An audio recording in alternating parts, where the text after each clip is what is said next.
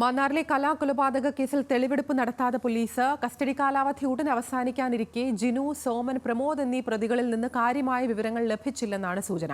നേരത്തെ രണ്ടാം പ്രതി ജിനുവുമായി തെളിവെടുപ്പ് നടത്തുമെന്ന് പോലീസ് കോടതിയെ അറിയിച്ചെങ്കിലും ഇതുവരെ നടപടിയുണ്ടായിട്ടില്ല. കലയുടെ കൊലപാതകത്തിൽ നേരിട്ട് പങ്കുണ്ടെന്ന് കണ്ടെത്തിയതിനെ തുടർന്നാണ് ജിനു, സോമൻ, പ്രമോദ് എന്നിവരെ പോലീസ് അറസ്റ്റ് ചെയ്ത് കസ്റ്റഡിയിൽ വാങ്ങിയത്. 6 ദിവസത്തെ കസ്റ്റഡി കാലാവധിയിൽ തെളിവെടുപ്പടക്കം നടത്തുമെന്നായിരുന്നു പോലീസ് കോടതിയിൽ പറഞ്ഞത്. ഇതിനായി ക്രൈംബ്രാഞ്ച് ഉദ്യോഗസ്ഥരടക്കം 21 പേരെ ഉൾപ്പെടുത്തി അന്വേഷണ സംഘവും വിപുലപ്പെടുത്തി. എന്നാൽ വിവിധ സംഘങ്ങളെ തിരിഞ്ഞ് ചോദ്യം ചെയ്യൽ തുടരുന്നതല്ലാതെ കാര്യമായ പുരോഗതി കേസിലുണ്ടായിട്ടില്ല. ഒന്നാം പ്രതി അനിൽകുമാറിനെ വേഗത്തിൽ നാട്ടിലെത്തിക്കാമെന്ന ഉദ്ദേശത്തോടെയാണ് പോലീസ് മറ്റ് പ്രതികളെ കസ്റ്റഡിയിൽ വാങ്ങിയത്. എന്നാൽ അനിൽകുമാർ സ്വമേധയാ നാട്ടിൽ വരാൻ തയ്യാറാകാത്തതോടെ 4 പ്രതികളെയും ഒരുമിച്ച് ചോദ്യം ചെയ്യാമെന്ന പോലീസ് പദ്ധതി പൊളിഞ്ഞു. 10-ാം തീയതി കസ്റ്റഡി കാലാവധി കഴിയുന്നതിന് മുമ്പ് അനിലിനെ നാട്ടിലെത്തിക്കാനുള്ള ശ്രമത്തിലാണ് പോലീസ്. അനിൽകുമാറിന്റെ സുഹൃത്തുക്കളെ കേന്ദ്രീകരിച്ച് നടക്കുന്ന അന്വേഷണത്തിൽ ഇന്നും കൂടുതൽ ആളുകളെ ചോദ്യം ചെയ്തേക്കും. സെപ്റ്റി ടാങ്കിൽ നിന്ന് ലഭിച്ച വസ്തുക്കൾ മൃതദേഹാവശിഷ്ടം ആകുമെന്ന പ്രതീക്ഷയിലാണ് പോലീസ്.